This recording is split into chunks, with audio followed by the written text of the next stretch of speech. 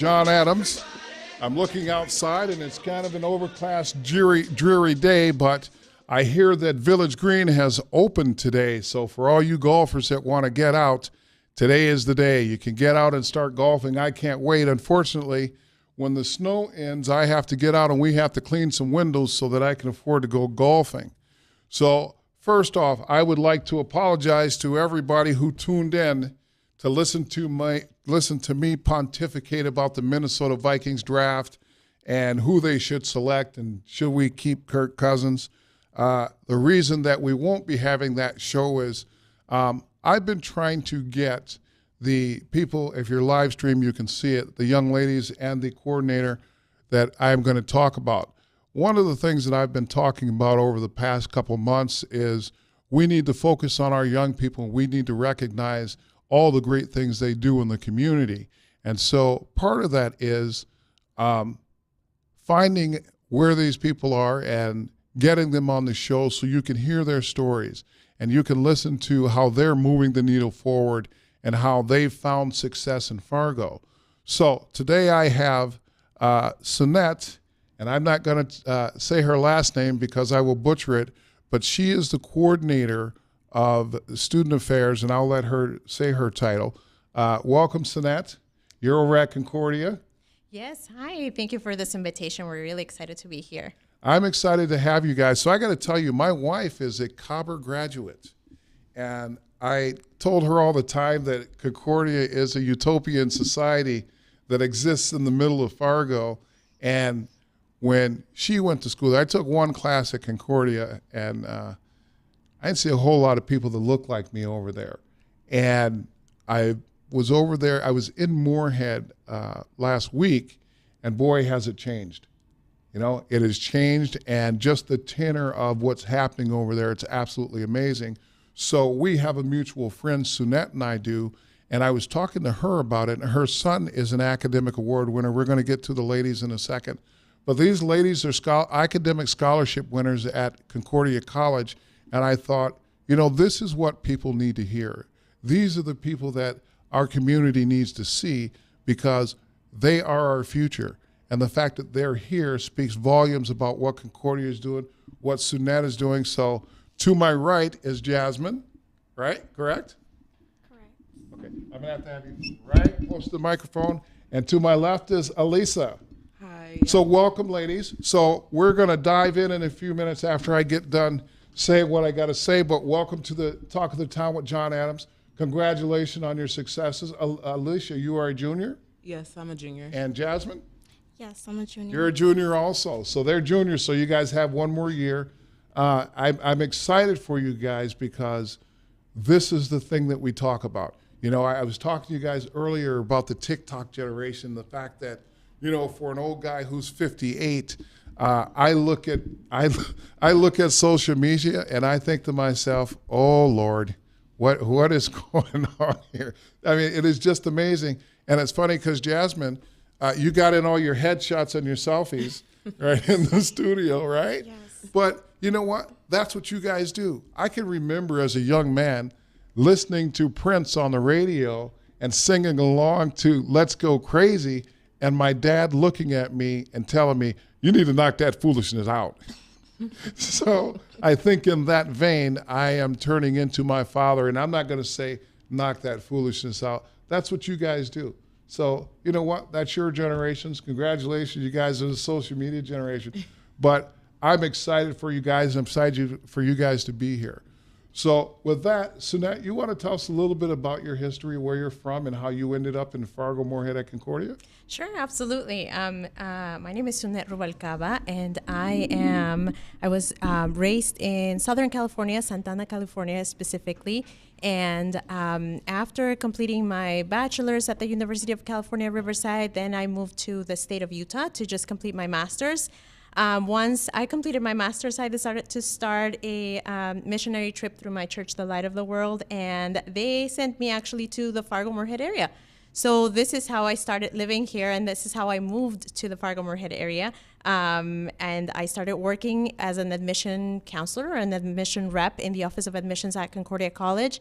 And then approximately a year ago, I moved into the Center for Student Success more or less like 6 months ago, I started working as the coordinator of diversity, the diversity coordinator. So I've been transitioning throughout these 6 past years, one over the other piece. But I specifically, when I worked in the Office of Admission, I started recruiting and working with the Act 6 program, which is the program where Alisha and Jasmine are involved in. So I actually started recruiting them probably like 4 years, was it? No, 3 years ago.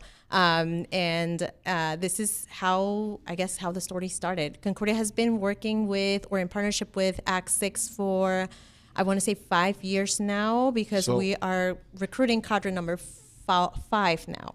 So first, did you say that you went on a mission trip to Fargo? Mm-hmm.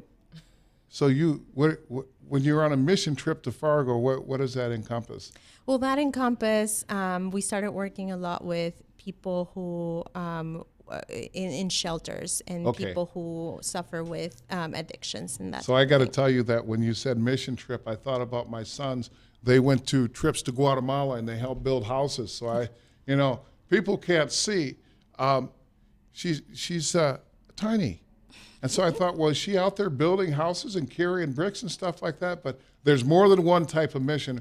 Well, congratulations on your success, and it's great to have you. So we'll flip a coin, and we'll have Alisha. Tell us how you ended up in Fargo.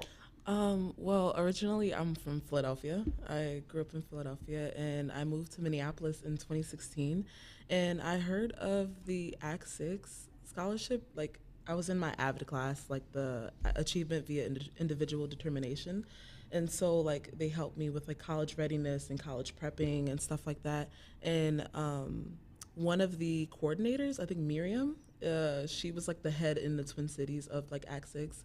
And, like, she came to my classroom, and I was like, I think I can apply for this scholarship. Like, it's right up my alley. And I was like, okay, like, I didn't know if I was even going to go to college, only because of, like, the financial challenges that I was having, especially, like, growing up in an immigrant household, because my mom is from Liberia. And it was always hard, like, growing up, especially, like, with 3 other siblings, like, raising 4 kids and stuff like that. And so my AVID teacher, she helped me a lot. Like, she pushed me through. She was like, you got to get this done. Like, if you're not going to get it done, I will make sure that you get it done. Okay. Even if you don't want to. So she was an influence that helped you get to where you want to be, huh? Most Outstanding. Definitely. So Liberian, huh? Well, Yeah. happy Ducour Day. Oh, yeah. Yes. For those of you guys that don't know, that Ducour is the 4th of July for Liberians. And we'll touch on that a little more. I happened to play in a golf tournament that we raised money to build a golf course in Liberia.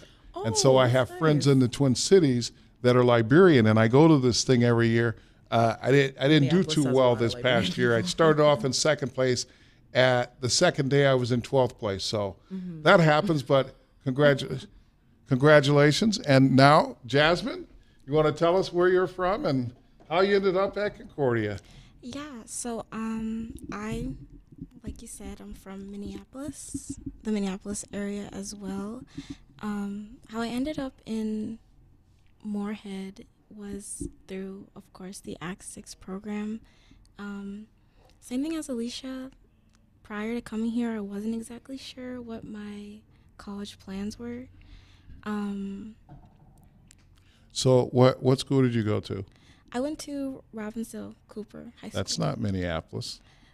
Because you got to realize I am a Washburn Miller, right?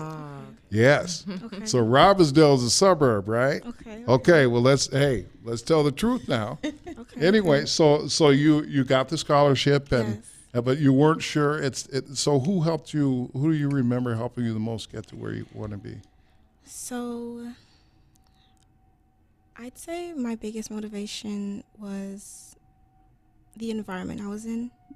I'd say everyone I was around was eager to move forward, especially being in the AVID program at my school. All the students were taking AP courses, which is advanced placement courses, and I was just around a lot of achievers. And Okay.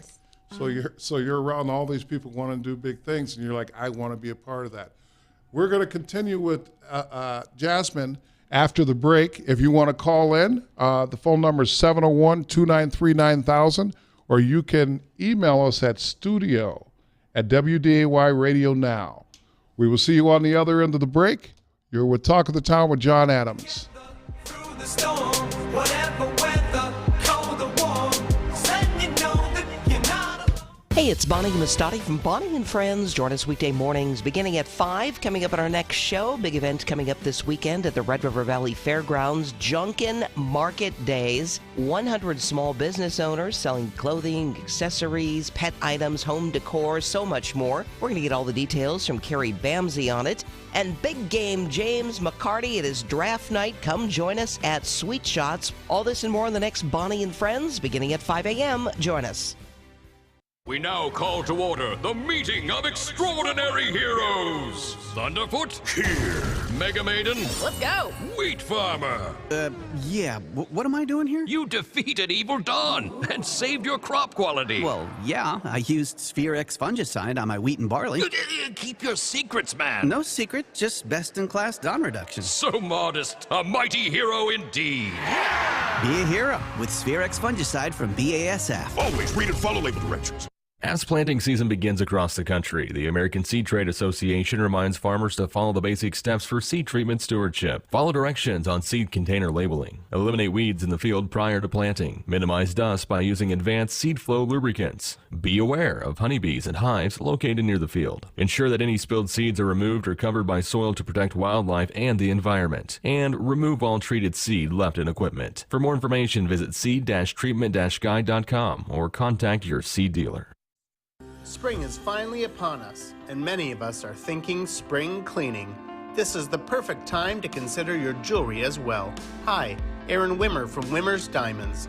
Bring us your diamonds and precious jewels to clean and inspect. Have an item you'd like to restyle? Let us help you reimagine and create a beautiful, updated piece. Come visit us at our showroom at 4582 32nd Avenue South in Fargo.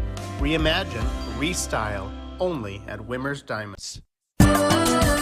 For adults with moderate to severe plaque psoriasis who are candidates for systemic or phototherapy, now there's Skyrizi, Risankizumab Riza, a prescription-only 150 milligram injection. With Skyrizi, 3 out of 4 people achieve 90% clear skin at 4 months, and Skyrizi is just 4 doses a year after 2 starter doses. Nothing in me go hand in hand. Nothing on my skin, that's my new place. Nothing is every day. Don't use if allergic to Skyrizi. Serious allergic reactions and an increased risk of infections or lower ability to fight them may occur. Before treatment, your doctor should check for infection and tuberculosis. Tell your doctor if you have an infection or symptoms, such as fever, sweats, chills, muscle aches, or cough, or if you plan to or recently received a vaccine. With Skyrizi, you could achieve 90% clearer skin. Ask your doctor about the #1 dermatologist-prescribed biologic in psoriasis and visit skyrizi.com or call 1-866-SKYRIZI to learn more.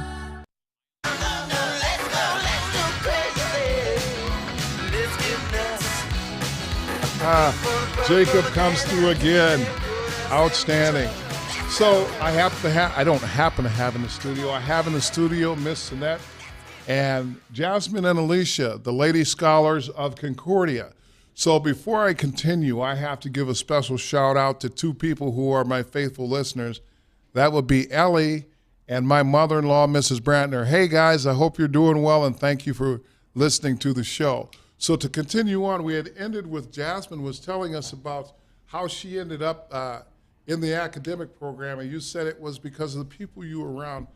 So your group of friends, they were just academically moved to be better than or wanted to be in the top. Yeah. So a lot of the people I hanged around were just achieving more.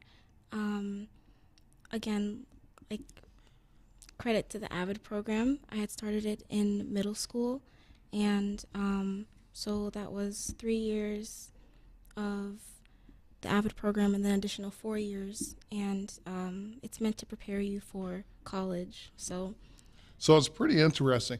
So a couple of years ago, I worked with Denise Jonas of West Fargo on a work-based learning platform that is now being implemented in the Fargo and West Fargo schools. And one of the talking points was where do we start with getting kids educated and get them where they need to be?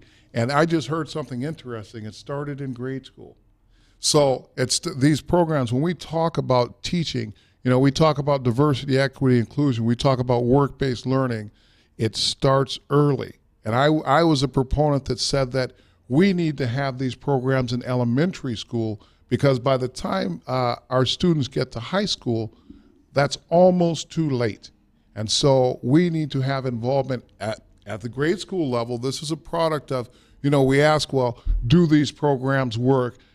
Are they worth it? Well, I'm sitting here with Jasmine, and she said out of her mouth that this was a program, and it's called the AVID program. I'd never heard of it, but it's called the AVID program, and she is a product of a program that was put in place to help students be greater than just the regular program. And from that, now her environment changed because she's hanging out with people that want to be academically strong.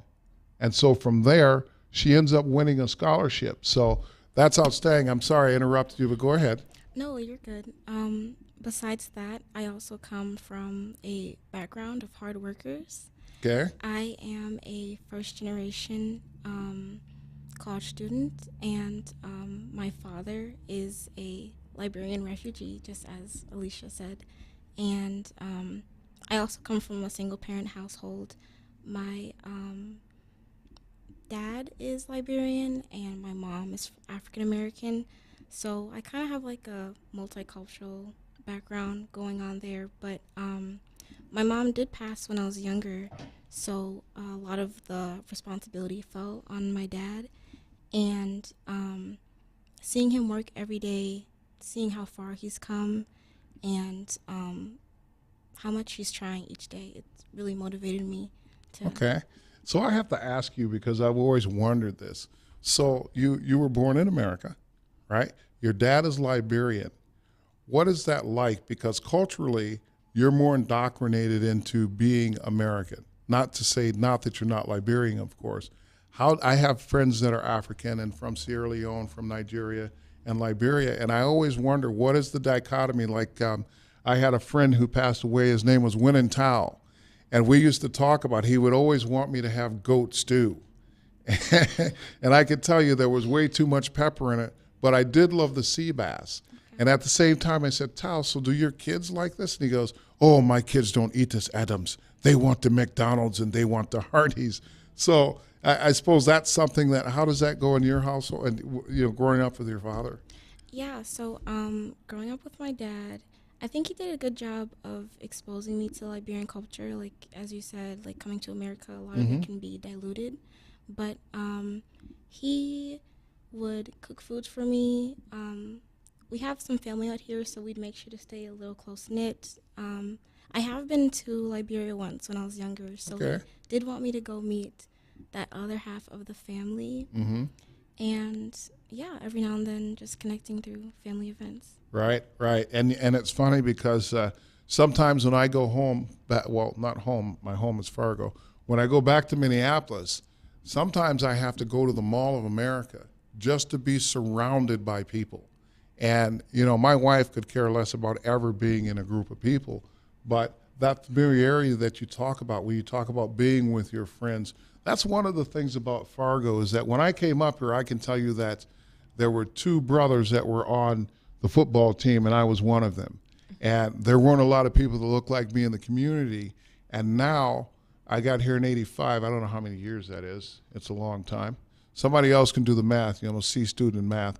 But just to see the diversity, to see young people out and just to see what our community has become and looking at the successes, this is what I'm talking about when I talk about the Red River Valley and the city of Fargo, that regardless of what your background is, regardless of your gender or, whether you're man or woman, whatever it is culturally, if you decide that you want to be great, you're going to have every opportunity to do it. Now, I'm not sitting here saying that there aren't obstacles that are in the way, but I can say that, and I think that these ladies would say too, it seems like this is a place where you're more likely to have a great outcome if you're willing to have the effort and attitude to do so.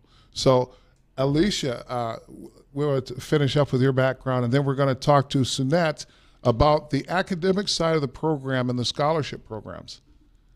Oh yeah, so I liked what Jasmine said about having like the friends that push you, because I also had that too, where it's like we wanted to be the best versions of ourselves every day, and like we wanted to be better than the person that we were yesterday. And so especially once again, like growing up, having that background of like having a hardworking mom, like pushing you too, because she's always like, I want you to be better than I was growing up, you know, especially knowing that she didn't have some of the resources that I now have, especially like, you know, coming to Concordia and like, you know, seeing the changes, really like seeing the changes at Concordia, because I came in 2020. And so like you said, like there wasn't many people that looked like it's something. Yeah. Yes. So it was really like eye-opening, considering like coming from, well, Philadelphia. I was just going to ask you, coming from Philadelphia, it has to be a shock. It was, especially like I didn't live in Minneapolis. I lived in Brooklyn Center. Okay. So yeah, because I see how you were. So yeah, I lived in Brooklyn Center, Minnesota, and I went to Brooklyn Center High School, and so like it was still kind of the same because I seen people that looked like me. Yeah. And then especially coming up to Moorhead in 2020, I was like, dude, like I can't see, like it's completely different. It is. You know, it's interesting because in Minneapolis, you know, you can go anywhere and be in any culture in a matter of 5 minutes. Okay. In Fargo, you have to find that culture. You know, and it's funny because over the years, my group of friends is eclectic. I mean, it's a mix of everyone. But I can tell you that the first few years, it was what was familiar. But I can tell you also that there were people in the community that I like to refer to as allies. They would not allow me just to stick in that one place. And so I got to experience some things, you know, like going to the first time I went down to DL. I had no idea people live like that. I had no idea it was a thing to leave the city and go down to the lake and just hang out. You know, and as a college student, it was really wild to me because I'm a city mouse. I grew up in Minneapolis. You know, the lakes we went to were Nokomis, Calhoun, or Harriet, which were actually in the city. And then once a year we would go on vacation. So to come up here, it is a culture shock, but at the same time, you know, there's less of concern about, I don't want to say less concern for your safety, but you don't have the same angst that you have growing up in the city. And so what I mean by that, as a matter of fact, last night, for whatever reason, I forgot to close the garage door. Now, I can tell you that would never happen in Minneapolis.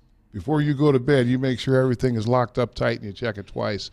And today my wife came in and said, "You left the garage door open." And I just giggled because that's how comfortable you can be in Fargo, is that you don't really think about that. You know, I don't think about having my doors locked when I'm at a street light. I mean, I'm a grown man. I'm 78 pounds. All right, I said it. And I have to have 360 degrees of awareness when I'm in Minneapolis. But I don't feel that way in Fargo, you know? And so that's one of the reasons I decided to say. The other reason is my wife, and she's awesome. But that's the culture that we live in. And that's the environment that we live in Fargo. And listening to you ladies, once you get over the culture shock, and the food experience is the second part where you're kind of like, does anybody have any seasons in this town? Right? Hey, it's a fact, you know? So we're up against the break here. We will talk to Sunet about the academic program, the scholarship program, and more with Jasmine and Alisha. This is Talk of the Town with Jon Adams, WDAY Radio. See you on the other side of the break.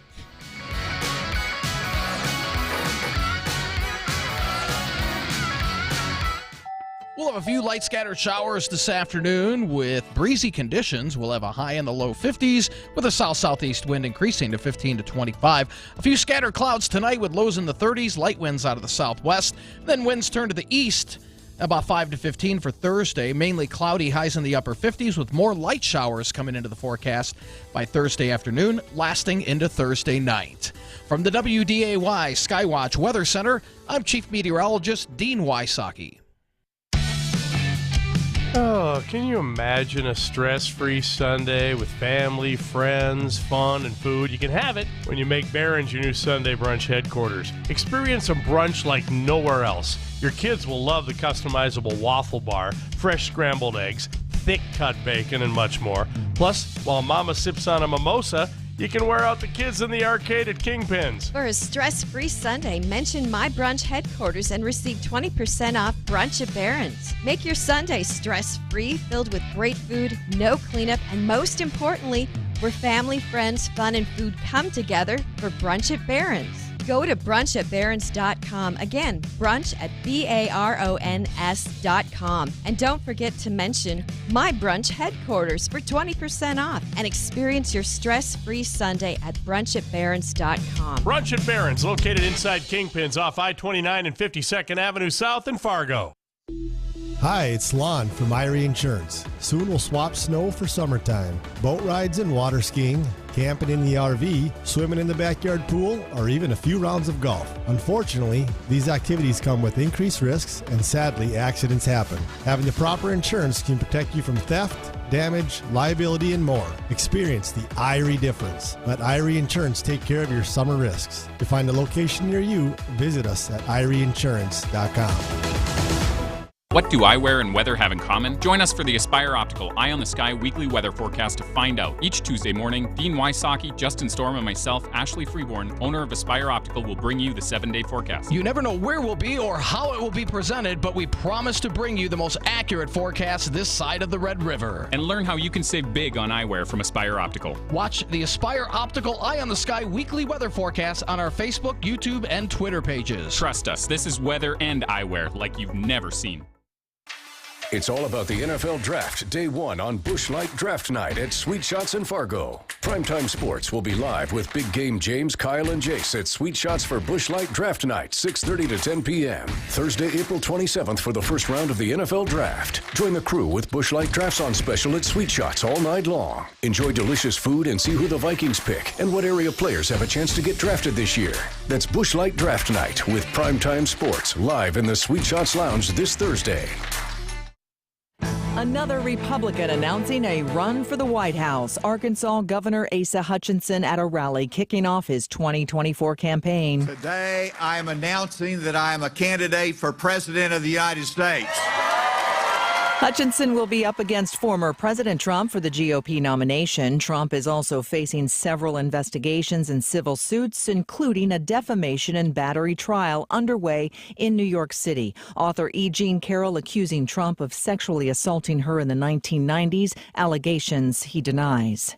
President Biden and South Korea's president will hold a joint press conference following their closed-door talks aimed at strengthening ties to help deter North Korea's nuclear program. An appeals court has been granted a temporary stay for Elizabeth Holmes pending a decision of her case. The Theranos founder, convicted of fraud and conspiracy, will not have to report to jail tomorrow to begin her 13-year sentence. I'm Michelle Franzen, ABC News.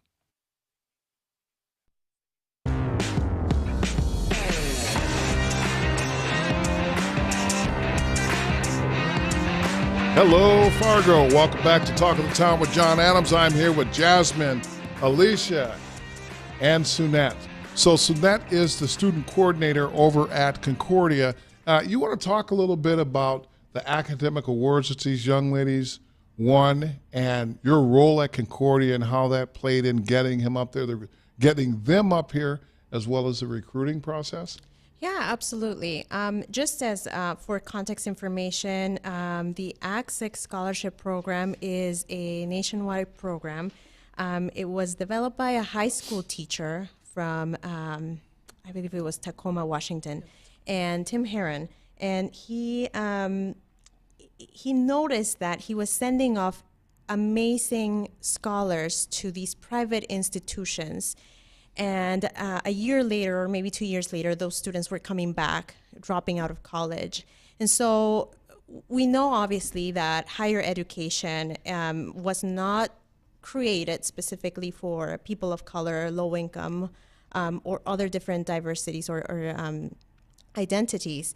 And so what Tim developed was a program. He developed the Act 6 program where he would prepare and send a cohort of students in every year into these private institutions with preparation beforehand. So for example, our ACT-6 scholars are, before they arrive to Concordia or their private institutions, they go through a rigorous 6 months training where they talk about DEI matters, they talk about different aspects of college life for them to be prepared and well understanding the place where they're stepping into, and better prepared, I think it's the word.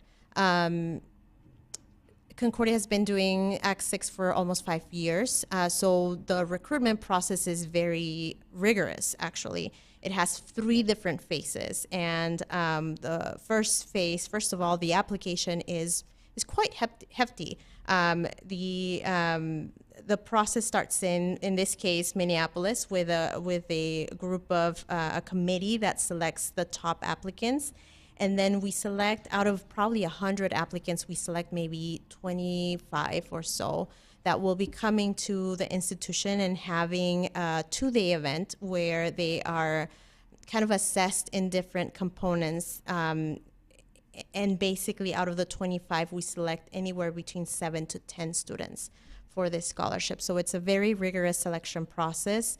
And we're just so lucky to have Jasmine and Alisha here with us. My position started off in the Office of Admission, recruiting ACT-6 students, and then a year ago I started doing academic counseling at the Center for Student Success at the same institution at Concordia, and now just a few, maybe 6 months ago, I started specifically doing, yes, academic counseling on one side, but also diversity coordinator, which that means working specifically with our ACT-6 leadership program, and also our CAS, which is the Community Achievement Scholarship that exists here for the Fargo-Moorhead students. So ACT-6 is mostly students that are being recruited from the from the Minneapolis-St. Paul area, and CAS is our students recruited from the Fargo-Moorhead area. So you have to maintain a certain GPA, you have to maintain a certain standard, and then you get immersed in what it's going to be like to be in college. When we're looking at the selection process, we're mostly looking at students who have interest and love for their community, that want to become agents of change, that want to be disruptors as well and have potential for leadership. This is most and foremost a leadership scholarship program of diverse students from different backgrounds. So that's mostly what this scholarship, what the ACT-6 scholarship is looking for. And we see certainly that many of them get in different roles, different leadership roles on their campuses, which is really amazing to see. That is amazing, and it's interesting. I say that's interesting all the time. So, but you know, I was sitting here listening, and I was thinking to myself, this is the very thing that we were talking about when I believe that 20% of the people run the world, meaning that there are people that strive and want to achieve and want to be leaders, and it sounds like you guys are producing that 20%. Now, we know that 60 to 70% of people are marginalized in the United States, meaning that they don't have all the necessary tools, or they don't have what they need to get to where they want to be. And that's part of the reason that we have DEI, and I've talked extensively about DEI. We've had 3 shows. We've had Dr. Hogan on. He's the DEI director for the city of Fargo, and I got to commend you, because this is the very thing that I talk about when I talk about how do things change, how do things get better. And here's a program that is producing leaders from a group that previously may not have had that opportunity. So well done to you, and well done to you two ladies. So from there, just to further this, so they come and they basically get a pre-college course on how things are going to be. And in my head, all I kept thinking was every student could use that, because I know when I was a freshman in college, great story. So first day of classes, right? I have 4 classes. I had all my classes in the morning because I knew I wanted my afternoon free, but I had a break from 9 to 10 o'clock. And so I asked one of the guys, one of the seniors, I said, well, what do we do now? He goes, well, go to your dorm room and do whatever. And I'm like, well, we don't have any more class? He goes, no, you only go to the classes that you signed up for. That's how ill-prepared I was, because I didn't even understand that. Now, that speaks to our guidance counselors. That speaks to me not really doing my due diligence. But over time, I figured it out. You figure it out in a hurry, right? So, I think it's awesome that they have that program, and I think it's awesome that you're leading that program. So, ladies, let's talk about campus life a little bit, because, like I said, to me, Concordia is much like Oak Grove. I don't know if you guys know where Oak Grove is, but my sons went to Oak Grove, and it's a great school, okay? But the students aren't necessarily subjected to all the things that students are subjected to in public school. So, for instance, the level of academic pressure at Oak Grove was amazing, and I saw it firsthand. And I did work at Fargo South School. I'm not saying that there's not academic pressure there, but the attention to your education, it's so intense that these kids, you can't fall through the cracks. Talk about that as a Concordia student, because I know it was like at Moorhead State, and I can tell you at Moorhead State, a lot of times I felt like it was more of a business than it was a learning institution. But that's a story for another day. Either one of you can speak on it. I'd say for starters, hearing you mention falling through the cracks remind me of an event that we had this week called Middle Ground at Concordia. That's something I also admire, that the flexibility within student organizations to express themselves and the things that they're passionate about. And we had discussions basically about controversial topics of things the school should say and just people's positions. I'd say an example would be, how is the diversity on campus? What do you think about Concordia, etc.?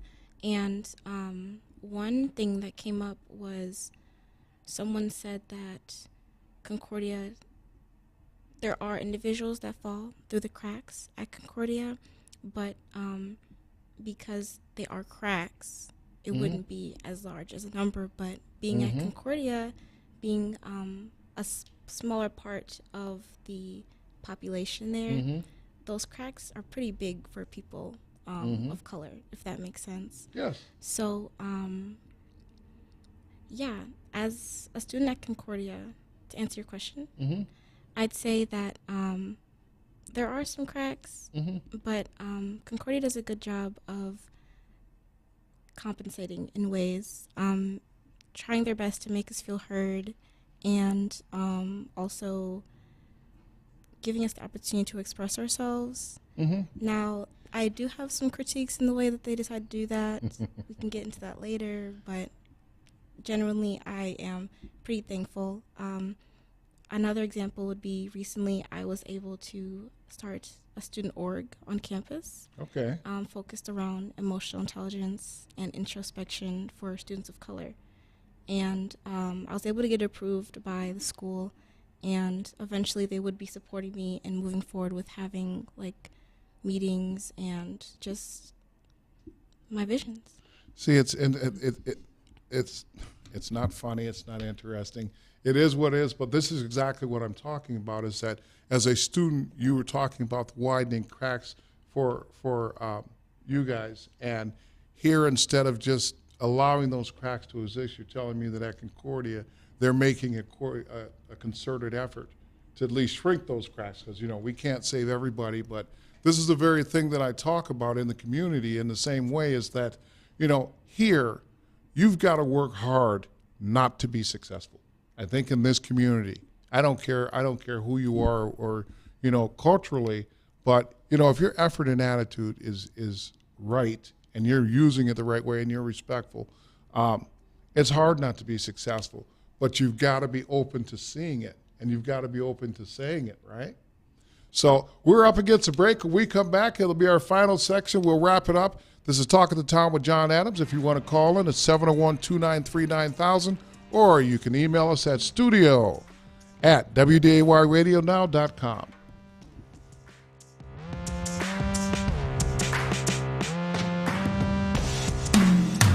In this area, when spring comes, we work hard so we can play hard. And in the center of it all, ready for all kinds of weather, 4 seasons of the year, is an all-wheel drive Subaru. Check out all the new Subaru models today. Hey, claim one of Muscatel Subaru's incoming models, and you can enjoy Subaru's safety and reliability that much sooner. Muscatel Subaru, just off the interstate in Moorhead, or online at muscatelsubaru.com. Subaru, built to last.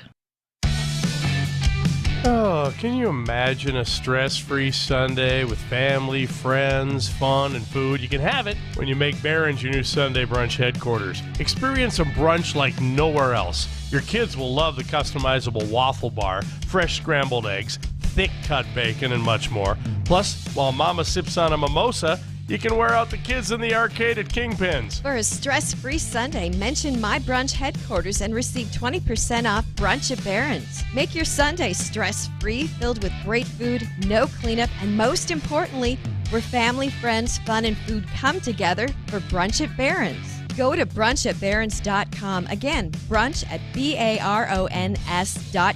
And don't forget to mention My Brunch Headquarters for 20% off and experience your stress-free Sunday at brunchatbarons.com. Brunch at Barron's, located inside Kingpin's off I-29 and 52nd Avenue South in Fargo. It's all about the NFL Draft, Day 1 on Busch Light Draft Night at Sweet Shots in Fargo. Primetime Sports will be live with Big Game James, Kyle, and Jace at Sweet Shots for Busch Light Draft Night, 6:30 to 10 p.m. Thursday, April 27th for the first round of the NFL Draft. Join the crew with Busch Light Drafts on special at Sweet Shots all night long. Enjoy delicious food and see who the Vikings pick and what area players have a chance to get drafted this year. That's Busch Light Draft Night with Primetime Sports live in the Sweet Shots Lounge this Thursday.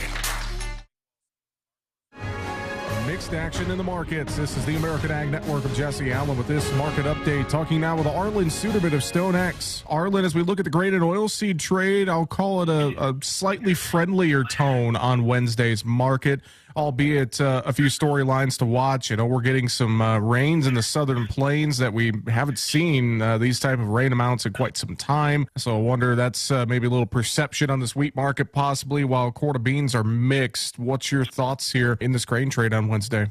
Yeah, I think there's a lot of fund managers out there when they see rain in the southwestern plains. They think, okay, the wheat crop's worries are over. A lot of that crop out in that area is already lost, especially as you go Oklahoma and southwestern Kansas to the south.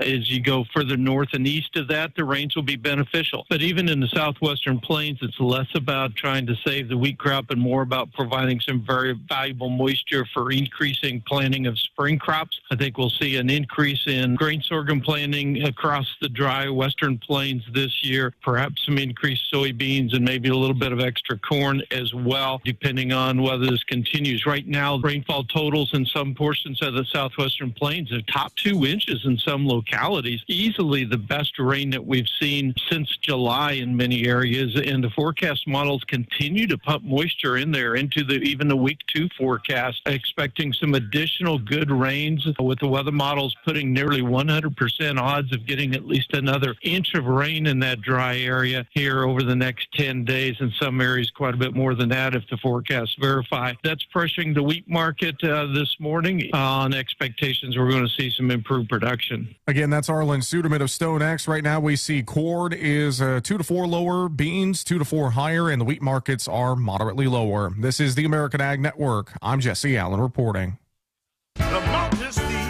Pucklet Chevrolet Buick GMC in Valley City makes it easy to find your next Chevrolet Buick GMC or pre-owned vehicle by offering a great selection at our best prices possible.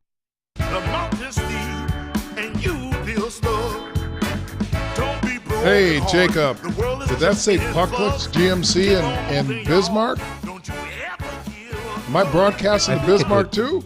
You're going to be basically, in Bismarck. As far out as the signal goes is where people are going to hear you. Wow. Man, that's the corners of North Dakota. And I'm bringing these lovely ladies with me, the academic ladies of Concordia College. We're going to continue on with Alisha, and she's going to talk a little bit about her college experience at Concordia, and then we're going to talk to Sunet, and then we're going to have to wrap it up because this hour has gone way faster, and I feel bad because I feel like I've done a lot of talking, and you guys have so much to say, and your stories are so interesting. So I will be following up, and you can bet that down the line I'm going to have you ladies back on the show, and we're going to talk about what it looks like a few months from now, or maybe a half a year from now. Maybe graduation. Maybe I'll do my show from graduation, huh? Yeah, we would love that, most definitely. I want to say, like, of course, like, coming up to Moorhead, especially coming from Minneapolis, is completely different. There's a whole culture shock, but especially the year that we came in, because me and Jasmine, we came in 2020, and so it was a lot different than what we were used to seeing. Especially, I noticed it was pretty tough, especially coming in and, like, you know, trying to understand, like, okay, like, this is different, but I'm able to see it through, basically. And so one thing that I realized, and one thing that I've realized for myself, most definitely, is growth. It's something that, like, I'm able to look through all the issues that I've, like, you know, that I've seen. So what was the toughest part of getting started as you came up here? For me, it, like I said, it was figuring out that you don't go to school all day. And then the second thing was how to study, how to manage my time. Even now, my wife will tell you I'm terrible with time management. So what were the things that you found? And what were the resources that helped you get to be better? Yeah. So I'm not gonna lie, you pretty much said that. Like you pretty much said it, like, with the time management, and also like understanding this is not high school. A lot of times where in high school, like, especially in a school that, like, you know, Concordia's classroom sizes are much smaller, and especially because I did PSEO, which is like taking college courses in high school. Right. And so I took classes at the University of Minnesota Twin Cities. And so at the U of M, a public institution, you're practically seen as a number. Right. Compared to where, like, one thing I liked about Concordia was the fact that it's small. And so, like, the class sizes are much smaller too. So and it's, you like, don't get missed. Exactly. Nor can you hide, right? So, like, when you so when you miss class for a couple days, and, like, you know, the professors are probably like, hey, like, I noticed that you're not in class. Like, you know, what's going on? Like, they'll check up on you and stuff. But I feel like in freshman year, it was kind of hard, considering, like,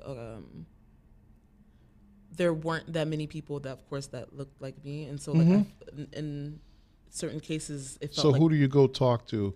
You know, who can you share this like experience with? Yeah, so I would share that's that tough, with, right? Because you know, you want people that can genuinely empathize, you know, or actually share the experience as opposed to empathize, because how many times have people tried to empathize and get it wrong, and you're just like, you're not really helping. And the sad part is you know that they're trying to do the best they can to make you feel comfortable. It's a very fine line, and it doesn't take much to cross that line. And once you do, once that happens, it's hard for them to work their way back. Yeah. And unintentionally now, they're no good to you. And it's funny because that happens a lot in our society. It happens a lot in our community where we have people that do well. And one of the things that I always say, and my wife taught me this, how about you help me in the way that I want to be helped? You know, because I'm a fixer.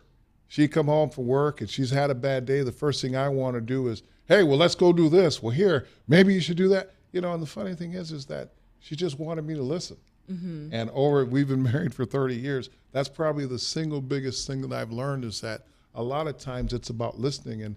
And so when our allies greet us and they want to know, hey, are you happy? A lot of times, like, how many times do people tell you, are you in a bad mood? No, I'm thinking, I'm working my way through this. What do you mean am I in a bad mood? Well, you're not smiling. Yeah, people don't smile all the time, but that's their way of trying to help. However, not very helpful. So anyway, I'm sorry, go ahead. No, you're good. I feel like the resources that I've had, especially since 2020, it has grown a lot, especially because I was able to kind of put myself out there. I'm not gonna lie, especially because 2020, of course, COVID, and so, like, there wasn't enough resources, I felt, for me until, like, of course, Sunet, number one, like, most definitely, especially, like, coming into Concordia, before we even touched down in Moorhead, she would literally keep us updated, like, hey, this is what's going on. This is, hey, do you need help with this? Are you confused about this? Oh, don't forget to get your ID. So Sunet is just a vital piece. She most definitely is. I got to tell you, Tony Tony Lyons is also part of the program, right? And I've known Tony's, I've only met, but I've known his mom for about 6 years, and so he's part of the program. That's how I ended up getting connected with Sunet. And so, Sunet, say your last name again. Yeah, Rubalcava. Yeah. So what department are you in? I work at the Center for Student Success. Okay, so the Student for Center Success over at Concordia is doing I won't say magical things. You're doing outstanding things. I want to thank you ladies for coming on the show because that's not easy, right? It's nerve-wracking and you're thinking about it all week. I had a great time and I think it really shined a light on the great things that are happening in Concordia. I wish you guys all success and you will be coming back, Sunet. Because next month, in case you don't know it, I'm doing a tribute to mothers because it's Mother's Day weekend, Mother's Day next month. So 3 of the 4 shows will be all female because I think we need to highlight women in the workplace and women that are moving the needle forward in Fargo. You guys have a great week. This is Jon Adams with Talk of the Town. Thank you guys for coming out. You guys be safe. God bless and have a great week. Rolling with the punches is taking its toll.